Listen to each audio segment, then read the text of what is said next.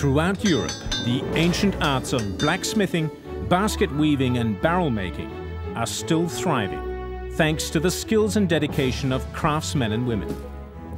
They are preserving our cultural heritage and are the embodiment of history in the making.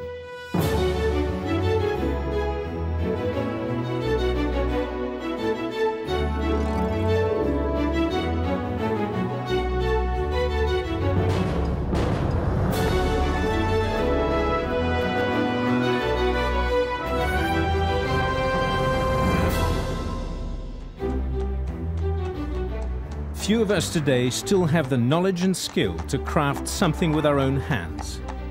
In this series, historians Diehl and Donnelly go in search of the men and women dedicated to preserving traditional craftsmanship and explore the ways in which these crafts have shaped our history.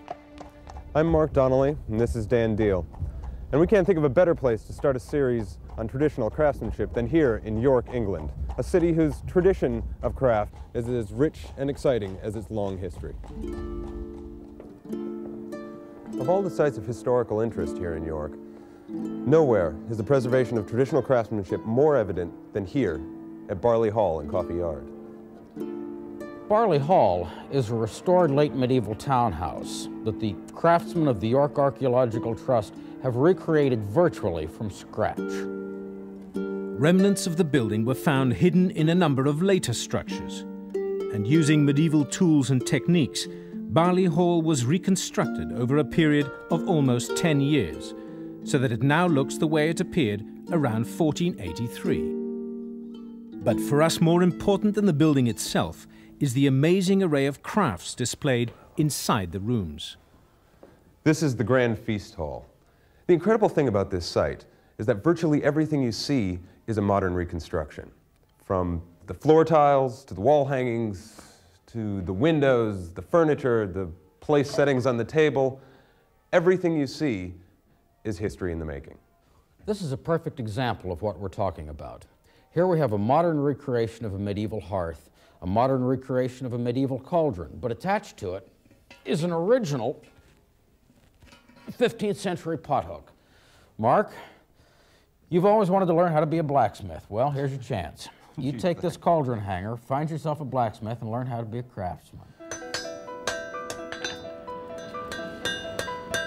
Under a spreading chestnut tree, the village smithy stands. The smith, a mighty man is he, with large and sinewy hands, and the muscles of his brawny arms are strong as iron bands. Well, that's how Longfellow described the smith in the 19th century. I'm here at the Diehl Folk Museum to meet with Andy Basnet, who's going to teach us a little bit about blacksmithing. Andy. Hi. Hi, how are you? Hello. I'm your apprentice for the day. Okay. And this is the piece I brought from Barley Hall that we're going to be making. Okay, if you want to take over on the bellows for me. Sure. Free my hands off anyway. Blacksmithing is an ancient craft with a long and noble tradition. For centuries, the smith was viewed with respect, admiration, and even wonder because of the wizardry he could work with metal. So what we're going to do is thicken the Today, it's difficult to find a smith dedicated to the traditional techniques of his art, but Andy Basnet is just such a man. And for today, at least, Mark will be his apprentice. You're literally pushing it into itself. That's it. Yep. It's the apprentice's job to work the bellows. And odd as it may seem, this is considered skilled work. If the iron is heated too fast, it can become brittle. If heated too slowly, it will melt and burn. Okay. So a good apprentice takes pride in this mechanical task. You take over the bellows. And a good thing too. It might be months or even years before he'll be allowed to swing a hammer. A little bit more.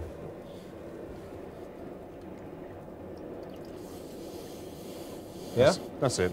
Blacksmiths, so called because iron was once known as black metal, were among the earliest independent craftsmen. In the Middle Ages, no community could survive without a blacksmith. The smithy was a miniature factory, manufacturing everything from plowshares to cooking pots, from nails to boot scrapers. In addition to his other duties, the multi-talented smith often doubled as the village barber, dentist, and surgeon. He could even conduct common law marriage ceremonies over his anvil. This was a testament to his status in the community, in deference to his seemingly magical mastery of fire and iron. Okay. Now Mark takes on the role of a human trip hammer, which, along with the introduction of the motorized bellows, was one of the first smithing tasks to become mechanized, making the need for an assistant obsolete. Okay, there we go. We're through. Isn't that beautiful? If you look on the floor, you can see the bit we've knocked out. Oh, yeah. The Industrial Revolution signaled the decline of the village smithy. Right. Fortunately, a few still dedicate themselves to preserving the traditional techniques associated with this once essential occupation. Okay.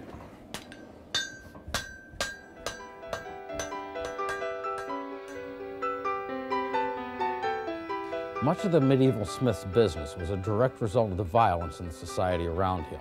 He spent much of his time building arms, armor, and weapons and security measures for the castle of the local lord.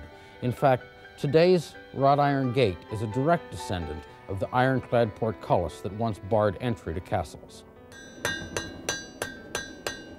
The smith's job is a lot harder than it looks. It takes a skilled eye and trained hand to control red-hot iron that sometimes seems to have a mind of its own. It's not surprising that the blacksmith's ability was once looked on with awe and admiration. Here, Andy impressively bends hot iron with his bare hands. And again, it can't be terribly hot because you're handling it without tongs or gloves or I've got anything. asbestos hands. Oh, I see. Any common mortal, it just burn their hands. Oh, I see. In that case, I'll leave this task to you. It takes years of practice to learn how to drive a red-hot rivet through 3 pieces of metal without welding all 4 pieces together. This is another task best left to the master.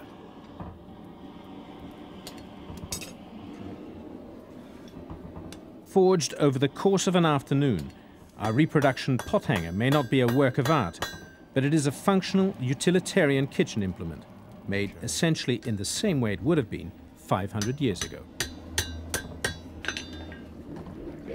Now, where's the one that I brought in from Barley Hall? Well, this one doesn't even move. There's a big difference. I think they're going to be very pleased when I present them with this one. That's great. Andy, thank you very much for all your help. Okay.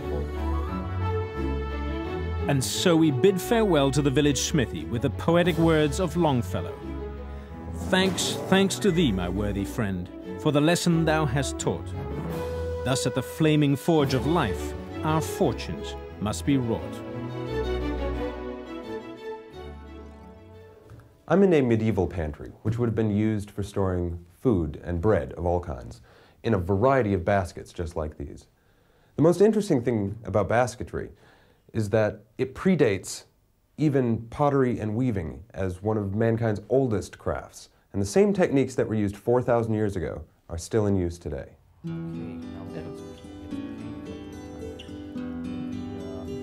Dan has gone off to the Yorkshire village of Ulaskelth to visit John Taylor, a skilled basket weaver whose family has been in the trade for 7 generations.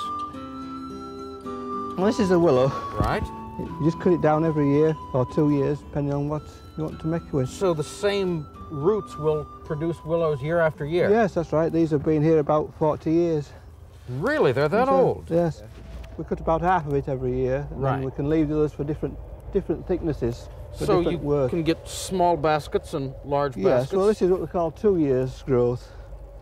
And this is for fairly big baskets. Right. And then there's some more over there, it's just 1 year, it's very fine.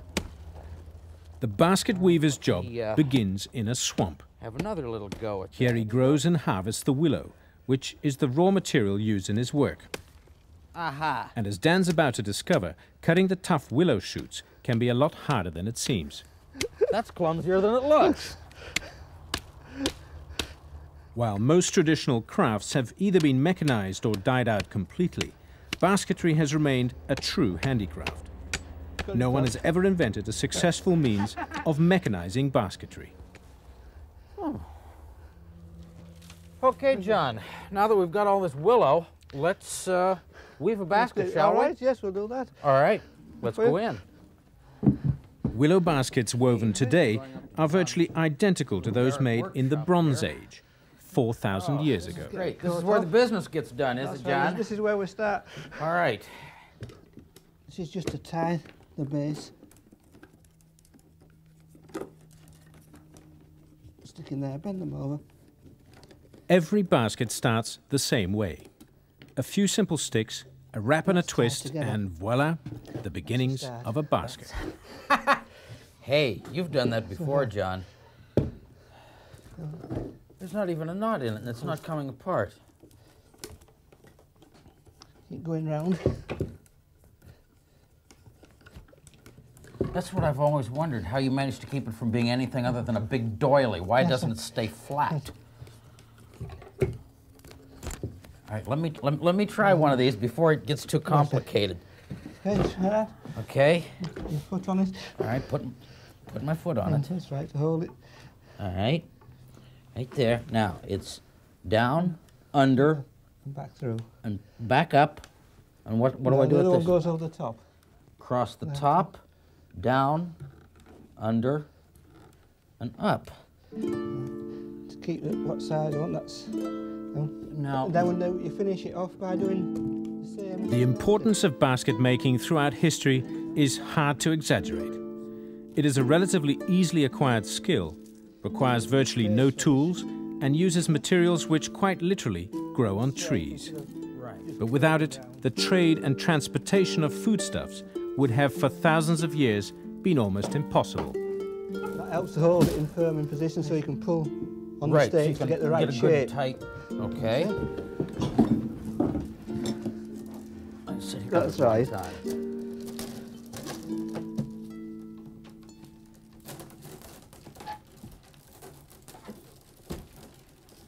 Wickerwork of the kind that John is working on has not only been used for baskets, but for thousands of years it's been one of man's most basic and stable construction materials.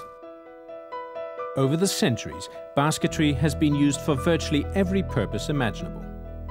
Livestock pens called hurdles have been made for at least 3,000 years. Wicker and rush containers have transported everything from eggs to explosives. In Britain, wicker has been traditionally used for constructing eel traps and even small fishing boats known as coracles. At the end of the Victorian age, over 200 different basket designs were still in standard production. That's right, get the thumb on there to hold it in position. Hold them in against... And underneath. Underneath, like this. Dan has made the mistake of saying that this basket weaving stuff looks pretty easy. So John has put him to work. It's stiffer than it looks, isn't it? Right. Put the willows through first before you, but don't bend the stake. Okay. That's it. Otherwise it'll get weak if I... Okay.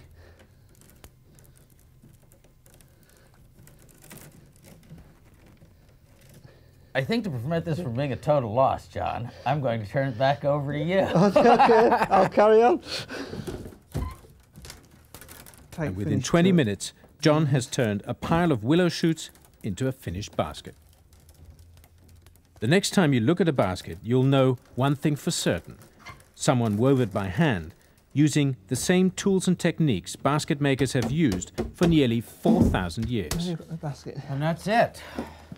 Well, there it is. Trim up the last few little ends, and it's a basket just like the ones we saw at Barley Hall, except this one is all fresh and clean.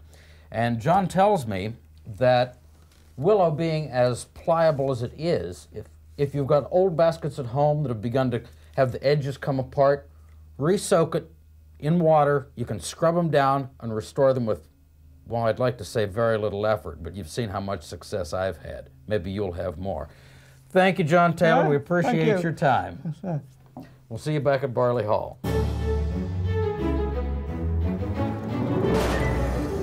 I've discovered the buttery at Barley Hall. It's so called because it's the place where the butts or casks were stored. An amazing craft that, binding together humble strips of wood tightly enough they would actually hold water, or, in this case, fine wine.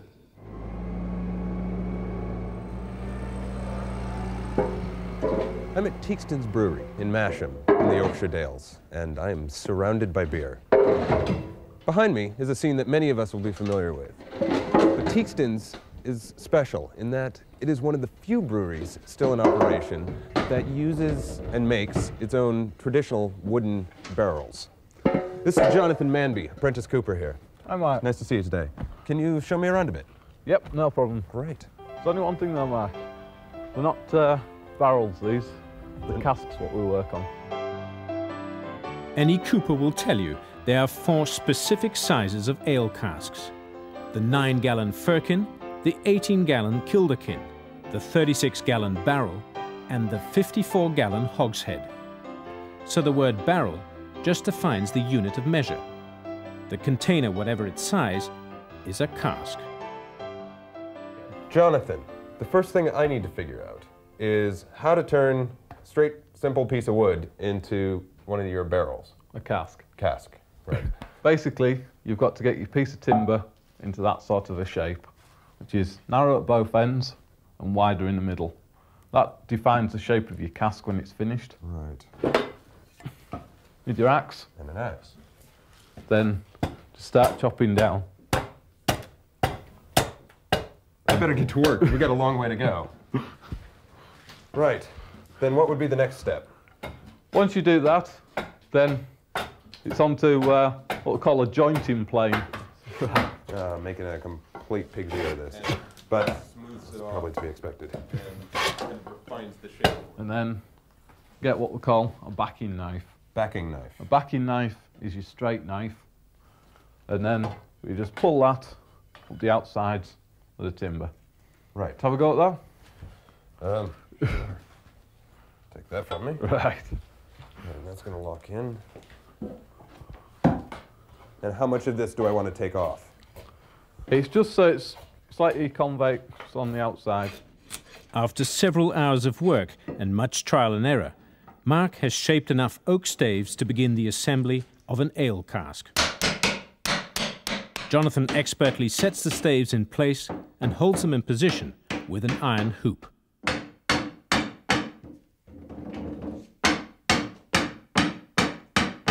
Then it goes up into steam. Into steam. Yep. We put it in extreme steam for 40 minutes. Mm-hmm. And you drag it out. Round the bottom of the cask, we put a wire rope. Right. And we just pull it all in. But at the same time of pulling it in, we have these heavy iron hoops. And we bray them down the outside of the cask, keeping the pressure on all the time. Mm-hmm. And then that pulls the timber into the barrel shape.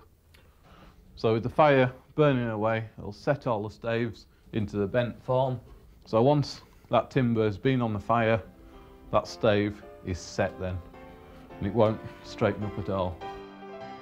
It was only because of the skills of the cooper that long-distance trade in perishable goods ever became possible.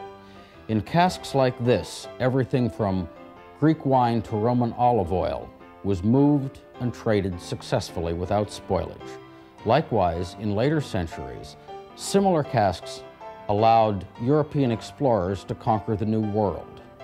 It moved food and it moved drink that allowed them to endure the arduous and long Atlantic crossings.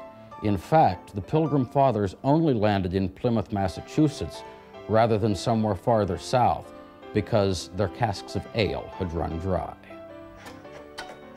All the cooper's tools are all passed down throughout the years, from master cooper to apprentice.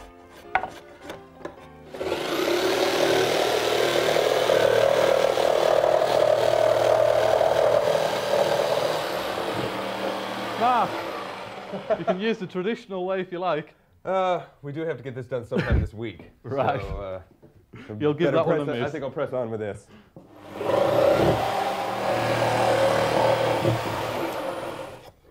Just taking off the front edge. So that's how the blade Start works. there and work that way. But how you brace the wood between your stomach and the workbench is not quite so clear.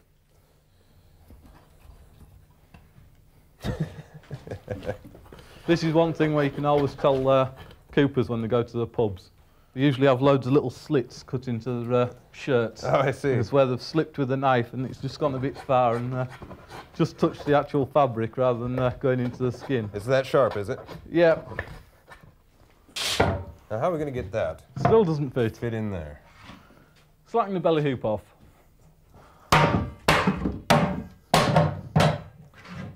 Now it should just push into the inside. Yeah? I think so. Now there's a trick to Not this, quite. isn't there? Ah, so we just put a piece of rush into the groove. Today they would probably use a rubber seal of some sort. Yep, the rush just does just as well, so